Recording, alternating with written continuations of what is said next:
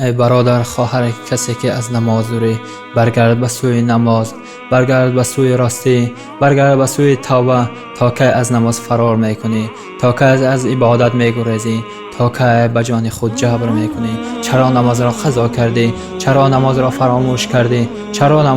چرا خوردن را فراموش نکردی؟ چرا پوشیدن را فراموش نکردی؟ چرا گناه را فراموش نکردی؟ چرا گشتن را فراموش نکردی؟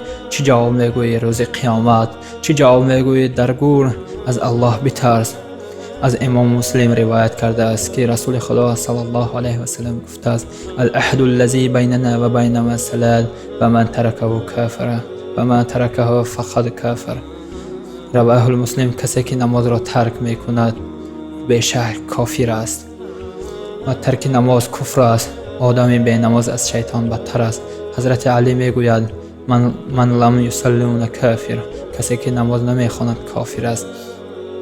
از امام ابن حنبل گفته می شود که آدمی که نماز را ترک می کند به او کافر می شود و در مقبره مسلمانان مردهش دفن نمی شود، نکاحش نمی شود.